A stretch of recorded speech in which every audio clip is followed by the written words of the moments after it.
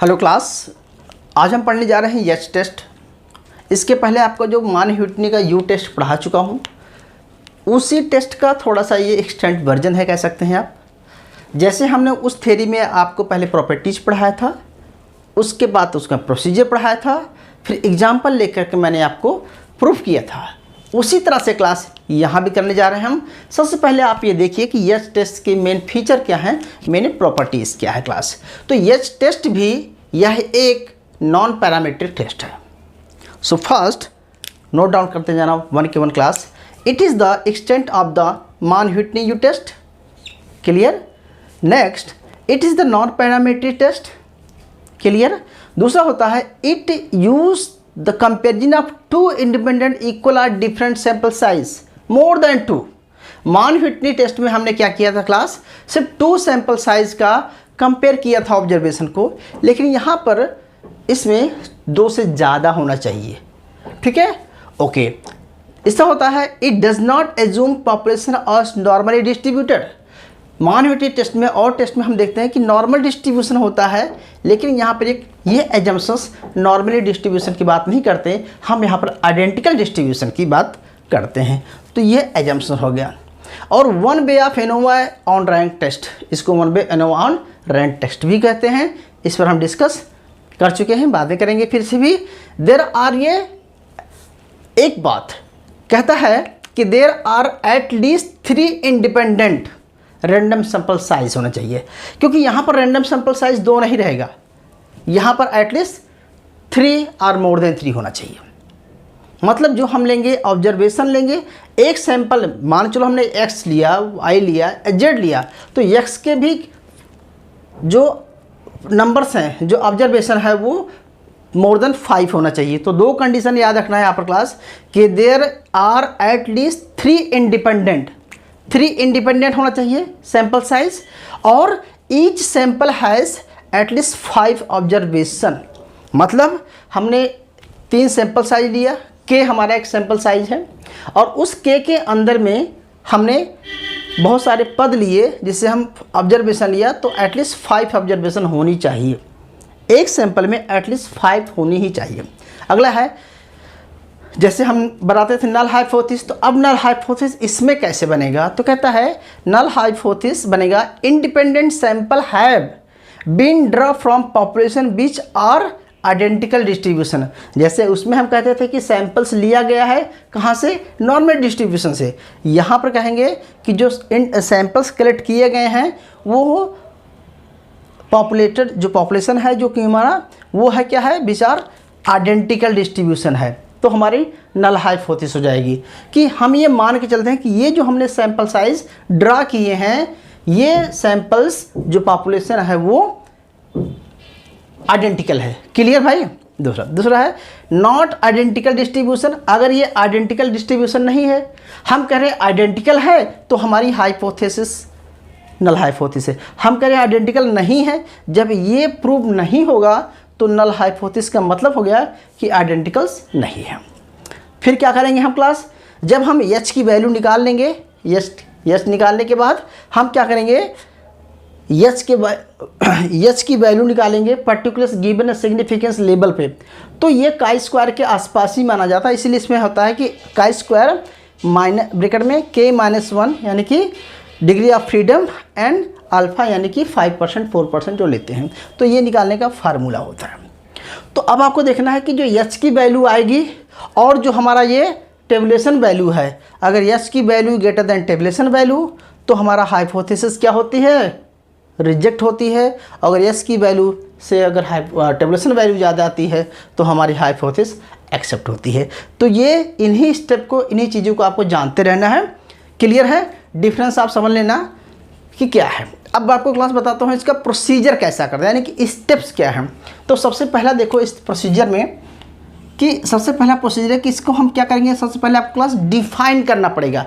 क्या डिफाइन करेंगे, null hypothesis और अल्टरनेटिव हाइपोथेसिस। तो नल हाइपोथेसिस कैसे डिसाइड करेंगे, कोई भी डेटा, कोई भी आपको दिया जाएगा एग्जाम्पल, तो आप नल हाइपोथेसिस को याद रखना है। क्या रखना है कि जो भी सैंपल साइज ड्रा किए गए हैं सब आइडेंटिकल से हैं, और वो इक्वली डिस्ट्रीब्यूटेड हैं। तो यानी कि हम कहेंगे कि जो भी एक नल हाइपोथेसिस है, मान के चलो हमारा k एक सैंपल साइज है और k में बहुत सारा, मतलब हमारे का मतलब है कि सैंपल्स, जैसे मान चलो क्लास सैंपल लेते हैं, तो सैंपल का मतलब होता है कि A सैंपल, B सैंपल या C सैंपल, या इसको ऐसा कहेंगे कि 1 2 3 आगे K, तो यानी कि सैंपल्स हो गए, तो यानी कि K, ठीक है। लेकिन इसमें क्या होता है कि सैंपल, इसके बहुत सारी ऑब्जर्वेशन होता है, ठीक है, इसमें ऑब्जर्वेशन होता है क्लास, तो एक सैंपल के कई ऑब्जर्वेशन होगा। जैसे एग्जाम्पल तौर पे देखिए कि जैसे मेथड A है, अब एग्जाम्पल, तो ये है ABC, यहाँ पर 3 सैंपल है, 3 सैंपल है और ये इसकी ऑब्जर्वेशन है, एग्जाम्पल तौर पे लिया हूँ, तो अभी वहाँ पर बाद में जाता हूँ। तो यानी कि हमें बताना है कि जितने भी सैंपल्स हैं, ठीक है, टोटल सैंपल 1, सैंपल 2, सैंपल 3, तीनों सैंपल इक्वल हैं, मतलब नॉर्मली डिस्ट्रीब्यूटेड नहीं है, आइडेंटिकल डिस्ट्रीब्यूशन है कह सकते हैं। और एटलीस्ट अगर इसमें से तीनों में से एक भी डिफरेंस हो जाएगा, है, जैसे ये कह देते हैं, ठीक है, तो μ1 does not equal to μ2 equal to μ3 equal to μ4 equal to जो भी है। तो कहने का मतलब है कि इसमें से एक भी अगर, या ये दोनों बराबर हैं, ये डिफरेंस है, ये दोनों बराबर हैं, ये डिफरेंस है, तब भी बोलेंगे कि हमारी क्या बनेगी, अल्टरनेटिव हाइपोथेसिस। या एक भी इक्वल्स नहीं है, तीनों हो सकता है, एटलीस्ट एक डिफरेंस होना चाहिए, तो हमारी अल्टरनेटिव हाइपोथेसिस। अगर एक भी डिफरेंस नहीं मिलेगा तो हमारी नल हाइपोथेसिस ट्रू हो जाएगी। इतना आगे क्लियर होगा। तो नल हाइपोथेसिस समझने के बाद आपको क्या निकालना पड़ेगा class, rank of sample observation. जितनी भी ऑब्जर्वेशन दी रहेगी, जो भी सैंपल्स के जितने भी, एक सैंपल में कई ऑब्जर्वेशन होती है, तो सब ऑब्जर्वेशन को एक साथ कंबाइंड सीरीज बनाना है। कंबाइंड सीरीज बनाने के बाद उसको टोटल सम को फाइंड कर लेना है। TI, आपकी बुक में कई बार RI लिखा होगा, ठीक है। तो टोटल जो है उसको हमें सैंपल फाइंड करना पड़ेगा। जब टोटल सैंपल फाइंड कर लेंगे तो मेन जो है compute the test of statistics H value. H value निकालने का फार्मूला होता है H equal to 12 upon sample size, जो भी सैंपल साइज है, प्लस 1, और K अपान ये क्या सेमीकोलन करेंगे, total number T1 square upon NI, ठीक है, 3n प्लस 1, ये फार्मूला होता है। या इसको दूसरा फार्मूला भी कह सकते हैं कि इसको अलग अलग भी तोड़ा जा सकता है, ठीक है। अच्छा, अब हम इस फार्मूले को रट लिए, समझ लिए सर। फार्मूले के बाद क्या करना है, आपको number of degree of freedom देख लेना है। तो डिग्री ऑफ फ्रीडम K-1 होता है, और K-1 निकालने के बाद जब डिग्री ऑफ फ्रीडम पता चल जाएगा तो आप का स्क्वायर देखेंगे, का स्क्वायर पर 5%, 3% पर जो भी देखेंगे तो आपको टेबल्स वैल्यू मिल जाएगी। फिर आप क्या करेंगे, टेबल वैल्यू को आप क्या करेंगे, ठीक है, ये कंपेयर करेंगे। सेम वही चीज़ कि अगर टेबल की value is greater than H तो हाइपोथेसिस हमारी एक्सेप्ट, अगर टेबल की वैल्यू से H वैल्यू ज़्यादा आती है तो हम हाइपोथेसिस रिजेक्ट करेंगे क्लास। अब देखिए कि एग्जांपल लेते हैं क्लास। एग्जांपल में दिया गया है कि हमारे पास एक एग्जांपल है, इस डेटा को ये दिखाया गया है कि एक कंपनी है, एक फैक्ट्री है, एक इंडस्ट्री है, वह एक ट्रेनिंग प्रोग्राम कराती है। इसमें देखना है कि जो ट्रेनिंग अलग अलग प्रोग्राम दिए गए हैं वो सब पे समान इफेक्ट डालता है कि नहीं डालता है। तो ये प्रोग्राम जो है मेथड्स A से मेथड B, मेथड C, 3 तरह के अलग अलग ग्रुप दिए गए। उसने क्या किया कि हम मेथड A को सैंपल A बोलते हैं, या इससे हम 1 2 3 सैंपल यहाँ पर कहलाएंगे। तो हमारा कहने मतलब है यहाँ पर K क्या है क्लास, K इक्वल टू यहाँ पे 3 है सैंपल साइज, ओके। और हर एक सैंपल साइज में एटलीस्ट 5 ऑब्जर्वेशन होनी चाहिए, हमने बताया। तो एटलीस्ट 5 ऑब्जर्वेशन होनी चाहिए। तो 5 के लिए देखो 1 2 3 4 5 6 7, 6 हो गया। तो पहले में देखो A में यानी कि N1, इसको हम N1 मान लें, N1 इक्वल टू 6 हो गया। N2 यानी कि मेथड B को हम N2 माने तो N2 कितना हो गया, 7 हो गया। और लास्ट में N3 इक्वल टू 5 हो गया। तो टोटल हमारे पास 18 ऑब्जर्वेशन आ गया, ओके। ये गिवन है क्लास, आपको गिवन रहे। अब आपको करना क्या है, आपको करना है सबसे पहले कि इसका जो है आपको, तो ये हाइपोथेसिस बनाइए। तो हाइपोथेसिस कैसे बनाएंगे आप, तो हाइपोथेसिस बनाने के लिए आपको क्या करना पड़ेगा कि आपको यहाँ ये दिखाना है कि ये जो तीनों सैंपल्स लिए गए हैं ये तीनों सैंपल का जो इफेक्ट है वो समान है, ठीक है। तो तीनों सैंपल इक्वल हैं। अगर ये तीनों सैंपल इक्वल नहीं है, इफेक्टिव नहीं, तीनों प्रोग्राम इफेक्टिव नहीं है, तो फिर ये एक डिफरेंट है। तो डिफरेंट आएगा तो नल हाइपोथेसिस आएगा, अल्टरनेटिव हाइपोथेसिस हो जाएगा। अब हमें करना क्लास, इसको सॉल्व कैसे करेंगे। तो सॉल्व करने का मेथड देख लीजिए। आपको 3 चीज़ें याद रखना है, ये फार्मूला याद रखना है, और डिग्री ऑफ फ्रीडम कैसे निकालते हैं, और वैल्यू कैसे निकालते हैं, ये याद रखना है। बस इतना ही है क्लास। तो अब आपको करना क्या है, पहले आप इसकी वैल्यूज़ देख लीजिए कैसे निकालेंगे क्लास। करना क्या है, आपको बताए थे असेंडिंग ऑर्डर में सबसे पहले बड़े छोटे से बड़े तक लिखते चले जाइए। आपको क्या करना है, एक ही में वैल्यूज़ को रखना है। देखिए सबसे छोटा क्या है यहाँ पर क्लास, सबसे जो छोटा देखेंगे तो यहाँ पर आपको मिलेगा 60। क्या मिला क्लास, सबसे छोटा मिलेगा 60, देख लीजिए, ठीक है। और सबसे हाईएस्ट देखेंगे आपको तो यहाँ मिलेगा आपको 93, ठीक है। हाईएस्ट 93 है और 61 है, ठीक है।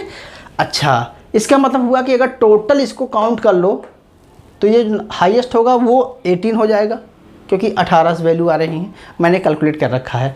तो अगर हम इसको अरेंज करेंगे क्लास तो 60 के बाद आपका मिलेगा 65, ठीक है। तो इस तरह से हम अरेंज करना है 93 तक।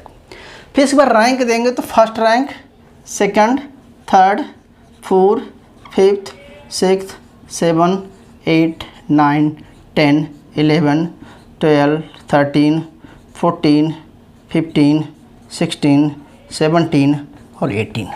हमारे 18 रैंक मिल गया क्लास, ठीक है। यानी कि ये है हमारा 18 रैंक मिल गया। अब हमें इसमें करना क्या है कि अपने इन सभी रैंकों को, जो 18 रैंक है, अब इंडिविजुअल आपको हर एक सैंपल का रैंक देखना है।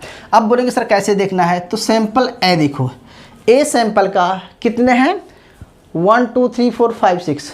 सबसे पहले 80 देखिए आप, 80 सबसे हमारा क्या पहला 80 है।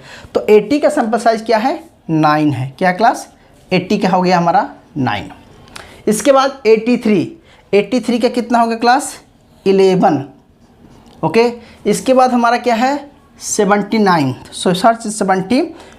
8, यानी कि 8। ऐसे ही आपको मिलेगा 85 का 13, ओके। और 90 का 16, और लास्ट देखिए 60 का 1, ठीक है। तो ये हो गया। अगर हम इन सबको क्लास जोड़ेंगे टोटल तो सॉरी आई थिंक 60 नहीं जो भी है, तो अगर आप क्लास इन सबको जोड़ेंगे टोटल तो मैं बता रहा हूँ तीनों का बारी बारी से जोड़ के, ये 9, 11, 8, 13, 6, 16, 4, सॉरी यार एक कुछ न्यूमेरिकल्स की गलती हो रही है, 90, 68, सॉरी यार it is called 68, okay, yes 68। तो 68 में यहाँ पर 4 आ गया क्लास। तो हम कह रहे हैं कि 68 की वैल्यू 4 आ गई, तो टोटल आपका बना है ये क्लास 61 बनेगा। ऐसे अगर हम सेकंड का रैंक निकालेंगे, दूसरे का रैंक निकालेंगे तो मिलेगा 10, 12, 1, 5, 14, 3 और 17। इसको टोटल करेंगे क्लास तो 62 आएगा। और नेक्स्ट वाले को करेंगे क्लास तो आपका आएगा 18, ओके, विजुअल हो रहा 18, 2, 18, 65 का 2, ऐसे से आप लिखेंगे 6, नाउ 7, लास्ट लिखेंगे 88 का क्या है 14, सॉरी 15, 90, ओके, सो 14, 95, लास्ट 80, 78, 88 का क्या लगा 14 नहीं 15 आएगा, ओके, तो 15। तो क्लास हो गया टोटल ये 48। तो हमें क्या करना है कि हम तीनों को जोड़ लिया आपने, तो तीनों को हमने इंडिविजुअल मिल गया हमारे पास, ठीक है। तो हमारे पास N1 कितना हो गया, आपको ये देखना है कि तीनों की अलग अलग वैल्यू मिल गई है। अब आपको सम करना है इसका, तो सम कैसे निकालेंगे, इसको निकालने का फार्मूला अब आपको मैं अलग से समझा देता हूँ। क्लियर क्लास, थोड़ा सा मिटा रहा हूँ मैं, समझ लेना, ओके। अब आपके पास फार्मूला गिवन है, इस फार्मूले में सारे पॉइंटों को आप पुट कर दीजिए। तो एच वैल्यू कैसे निकालेंगे क्लास, एच इक्वल टू दूसरा फार्मूला है 12 अपॉन n+1, इतना तो लिखते ही हैं। लेकिन अब हम क्या कर सकते हैं क्लास, दूसरा एक फार्मूला होता है प्लस, ऐसे लगा देंगे, सॉरी प्लस नहीं रहेगा, ब्रेकेट लगा देंगे और यहाँ पर लिखेंगे R1, यानी कि इसको R1 square upon n1 plus R2 square upon n2 plus R3 square upon n3 जो भी आया है, प्लस क्या करेंगे क्लास, और ब्रेकेट क्लोज -3n+1, ये फार्मूला था। तो इस फार्मूले में हम क्या करें क्लास, उसी वैल्यूज़ को पुट कर देंगे। तो देखिए यहाँ पर लिखिए 12 अपॉन n कितना है टोटल क्लास, हमारा जो सैंपल साइज था टोटल कितना है 18, कितना है 18 3n, ठीक है। तो हम सीधे लिख देंगे टोटल हमारा क्या है 18 और 18+1, ठीक है, ओके, ब्रेकेट क्लोज।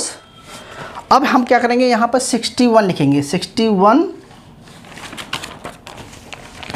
डाट लिखेंगे 61 स्क्वायर अपॉन कितना क्लास 6 प्लस दूसरे का देखेंगे 62 स्क्वायर अपॉन 7 प्लस 63 कितना, सॉरी 48 स्क्वायर अपॉन